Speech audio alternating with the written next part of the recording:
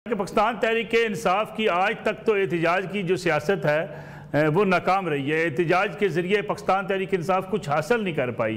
अब 14 अगस्त के एहतजाज से क्या हासिल कर पाएगी? दूसरी तरफ पार्लिमानी सतह पे PTI खासी कमज़ोर हो गई है, इसलिए कि फैसले उनके खिलाफ आ गए, डिस्क्वालिफिकेशन भी हो गई। अब PTI का आइंदा का लाएअमल होगा क्या? देखें, ऑब्वियसली ये बिल्कुल आपने दुरुस्त फरमाया कि अगर आप देखें जो हालिया फैसले आए हैं अदालतों से, जिसमें उनकी टीयर 1 की लीडरशिप पहले तो जेलों में थी, अब जो टीयर 2 की लीडरशिप थी उनको भी सजाएं हो गई हैं, ना वो किसी एहतजाज में शिरकत कर सकते हैं। तो मुझे नहीं लगता कि जिस तरह 5 अगस्त का भी एहतजाज था, उस हवाले से भी मुख्तलिफ बातें रिपोर्ट हो रही थी और मैंने उस वक्त भी अर्ज किया था कि मुझे नहीं लगता कि कोई ऐसी रैली होगी, कोई ऐसी चीज होगी जो इस्लामाबाद की तरफ मार्च करते हुए हमें लोग नजर आएंगे। एक लोकलाइज्ड सतह के ऊपर एहतजाज होगा और उसी किस्म का हमने देखा 14 अगस्त को भी इसी किस्म का एहतजाज होगा। बहुत सारी इनकी जो लीडरशिप है वो या तो रूपोश है या वो सामने नहीं आ सकते, कुछ के दीगर मसाइल हैं। तो एहतजाज जो भी होगा मुझे उसी नौयत का ये एहतजाज लगता है। मलिक साहब, जिस तरह का हमने 5 अगस्त को देखा, 14 अगस्त को ये होता है कि लोग वैसे ही बाहर निकले होते हैं। तो अगर 1000 गाड़ी जा रही है या लोग वैसे ही बाहर निकले हुए, बीच में एक आधा PTI का कोई झंडा आ गया, उसमें लोगों ने कोई नारे लगा दिए, इसी किस्म का एहतजाज होगा। बाकी अगर कोई ये समझ रहा है कि 14 अगस्त को अवामी रैला इस्लामाबाद की तरफ मार्च करता हुआ आ जाएगा, टू बी ऑनेस्ट मुझे तो वो नजर नहीं आ रहा। लेकिन अतर साहब, अगर इस किस्म का एहतजाज जिस किस्म का तहरीक इंसाफ करती चली आ रही है, 14 अगस्त के रोज़ भी उनके ऊपर तनकीद है कि इस रोज़ एहतजाज नहीं होना चाहिए, फिर अगर 4 झंडे लेके अगर लोग सामने आ भी जाएं, गाड़ियां रुक जाएंगी, उससे PTI को सियासी हिकमत अमली के तौर पर नुकसान नहीं पहुंचेगा? देखिए, सियासी जमातों ने अपने आप को, अपने इशू को अलाइव रखना होता है और माजी में भी आप देखते रहे, उस दिन भी हम एक प्रोग्राम में इकट्ठे ही थे और वहां पे भी हमारी यही गुफ्तगू हो रही थी। और मैंने जैसे आपको उस वक्त भी उधर बताया था कि मुझे याद है कि जब इमरान खान साहब की हुकूमत थी, इलेक्शन कमीशन के बाहर मौलाना फजल रहमान साहब ने कहा था कि इस दफा हम 14 अगस्त को जश्न आज़ादी के तौर पर नहीं मनाएंगे और उनके बराबर में हमारे वजीर दिफा ख्वाजा आसिफ साहब भी खड़े थे, दीगर मौजूद शख्सियात भी खड़ी थी। तो सियासी जमातें तो अपने मुद्दे को उठाती हैं। बाकी मैं नहीं समझता कि 14 अगस्त को एहतजाज करना के ऊपर पाबंदी होनी चाहिए। हाँ, खुदा ना खास्ता अगर पाकिस्तान की आज़ादी के खिलाफ या कोई ऐसी बात हो रही है, उस पर जरूर तनकीद हो सकती है। अगर लोगों के पॉलिटिकल राइट्स की, लेकिन क्या क्लैश नहीं हो सकता? एक तरफ हुकूमत रैलियां निकाल रही होगी, जश्न आज़ादी की लोग निकले होंगे, दूसरी तरफ PTI होगी, आमना सामना होता है तो कोई एक ऐसी जो है नाखुशगवार को वाक़या भी पेश आ सकता है। ये बिल्कुल आपका दुरुस्त बात है। अगर ऐसी कोई रैली, अगर हुकूमत का रैली की इजाजत देती है दोनों साइडों को, तो फिर तो है। तहरीक इंसाफ को तो ऐसी रैली की इजाजत नहीं है, ना ही कोई जलसे जुलूस की इजाजत मिलती है। तो मुझे नहीं लगता कि कोई ऐसा खुदा ना खास्ता क्लैश होगा। बाकी देखें ना, पाकिस्तान लेने का मकसद यही था कि लोग अपने डेमोक्रेटिक राइट्स जो है एंजॉय करें। अगर कोई समझता है कि उनके डेमोक्रेटिक राइट्स को कर्टेल किया जा रहा है तो उस पर वो जरूर प्रोटेस्ट कर सकता है। और बाकी ये है कि 14 अगस्त के हवाले से आपको भी पता है, पूरी कौम को भी पता है कि लोगों की ख्वाहिश होती है कि जश्न आज़ादी मनाएं। ज्यादातर लोग प्रेफर करते हैं कि जी एहतजाज आप किसी और दिन कर लें, लेकिन अगर कोई सियासी जमात करती है ये, तो उसको आईने पाकिस्तान के मुताबिक रोका तो नहीं जा सकता।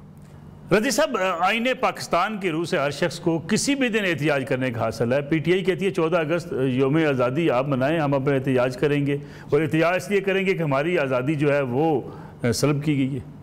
सही। देखिए, बात यह है कि 5 अगस्त के एहतजाज ने पाकिस्तान के पॉलिटिकल सिनेरियो के ऊपर बहुत सारी चीज़ें बेनकाब कर दी। अच्छा, पहली बात तो ये आप जहन में रखिए कि वो जो एक भरम था कि हम एक कॉल देंगे और उसके ऊपर हज़ारों लोग जो हैं वो घरों से निकल आएंगे और निज़ाम को जामद कर देंगे, वो 5 अगस्त को नहीं हो सका। वन रीज़न और द अदर। आप कह लें कि स्टेट क्राफ्ट पूरी तरह, कहते 24 नवंबर को निकलने थे, आपने हमें पेंटी लगा कर वापस भेज दिया। देखिए ना, यानी कि आप रियासत के खर्चे के ऊपर एहतजाज करना चाह रहे हैं ना, मैं उस तरफ आ रहा हूँ। अब आप आ जाइए, दूसरा क्या बयानिया जो था वो उस दिन जो है वो हवा में उड़ा।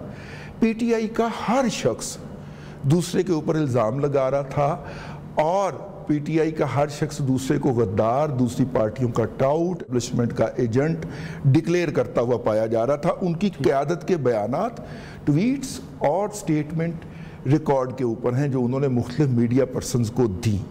ये आप इसे पाकिस्तान की मौजूदा जो सेटअप है उसकी चालाकी कहें, होशियारी कहें, जो कर दे, उन्होंने ये जो दो चीज़ें जो हैं वो कर दी।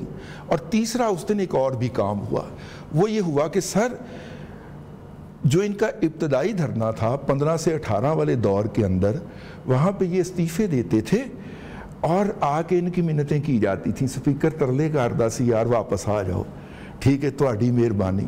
ये बाहर बैठ के उसी पार्लियामेंट को गालियां देते थे, उसके ऊपर करेने लेके चढ़ दौड़ते थे और सब कुछ करते थे। पार्लियामेंट इनका इस्तीफा कबूल नहीं करने देती थी।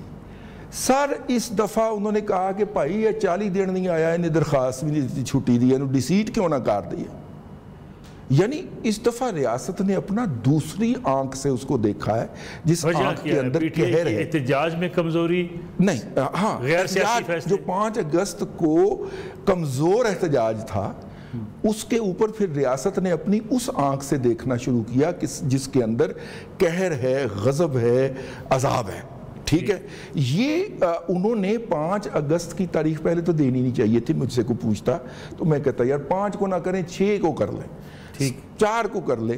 5 जब एक यौम इस्तिसाल कश्मीर के हवाले से एक दिन रखा हुआ है तो आप उसको अनकंट्रोवर्शियल जाने दें, ठीक है।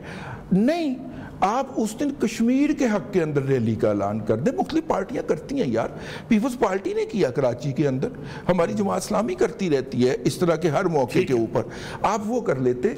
लेकिन जब आपने यानी 16 दिसंबर जो कि हमारे लिए दूसरे हवाले से तकलीफ का बायस है, उस दिन इस पार्टी ने डमक डोला रखा होगा और भी कोई ऐसा इवेंट आ जाए उसके ऊपर ये अपना वो वाला ढोल उठा के आ जाते हैं। मैं इस पे ज़्यादातर सबका मौक़िफ़ साहब, ये जो रज़ी साहब ने बात की 14 अगस्त को अगर पीटीआई जश्न यौम आज़ादी मनाने का ऐलान कर देती तो शायद सख्तियाँ भी कम होती, रेलिवेंट भी हो जाते और एक दफ़ा फिर उनको एहतजाज या जमा होने की जो है वो मौका मिल जाता।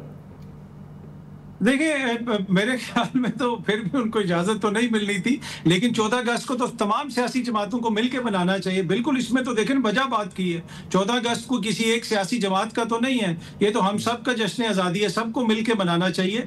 लेकिन इशू ये है कि आप पीछे तसलसल देख लें, जिस तरह मैंने पहले भी कहा कि एक तो 14 अगस्त का क्यों हम मनाते हैं, इसलिए मनाते हैं कि बरे सगीर की जो एक अक़लियत थी मुसलमान, उनके डेमोक्रेटिक और उनके जो आइनी हकूक थे वो प्रोटेक्टेड नहीं थे उस मेजॉरिटी के सामने, और जिस मेजॉरिटी को भी हम देख रहे हैं भारत के अंदर जो कुछ वो कर रही है। तो पाकिस्तान का बनाने का मकसद ही ये था कि यहाँ पे लोगों के पॉलिटिकल, डेमोक्रेटिक, आइनी राइट्स की प्रोटेक्शन होगी। अगर उन राइट्स के हवाले से कोई बात करता है उस दिन, तो मेरी नजर में तो उसमें कोई का बात नहीं है, चाहे वो पीपल्स पार्टी करे या जिस तरह माजी में रज़ी साहब बात कर रहे हैं कि जो मुख्तलिफ जो सियासी फैसले किए गए, गलत फैसले, उसका नतीजा ये है कि अब हुकूमत जो है उसके लिए जो है इतना कोई दबाव हैसियत नहीं रखता पीटीआई का, इसलिए डिस्क्वालिफिकेशन भी हो रही है, फैसले भी उनके खिलाफ आ रहे हैं। दूसरा, ये जो पाकिस्तान तहरीक इंसाफ के एक दूसरे के ऊपर इल्ज़ामात हैं, लीडरशिप एक दूसरे से लड़ रही है, ये भी रुकावट है तहरीक इंसाफ के किसी मौसर एहतजाज के लिए। देखिए सियासत में मलिक साहब ताकत सिर्फ परसेप्शन होती है, जो रियासत की भी ताकत होती है ना, इट्स मोर अबाउट परसेप्शन। जिस दिन रियासत को डंडा उठाना पड़ जाए ना, उस दिन समझे कि आपने ईंधन इस्तेमाल करना शुरू कर दिया। कुछ भी आप इस्तेमाल करें, चाहे वो आपका पॉलिटिकल कैपिटल हो या रियासत की ताकत, वो एज ए ईंधन इस्तेमाल होता है। कम करना, इस्तेमाल करने से वो कम होता है, ज्यादा नहीं होता। दूसरी बात यह है कि तहरीक इंसाफ के बहुत सारे फैसले बिल्कुल दुरुस्त फरमाया कि उसके ऊपर तनकीद हो सकती है, वो दुरुस्त नहीं है, लेकिन तहरीक इंसाफ की परसेप्शन अभी क्या है?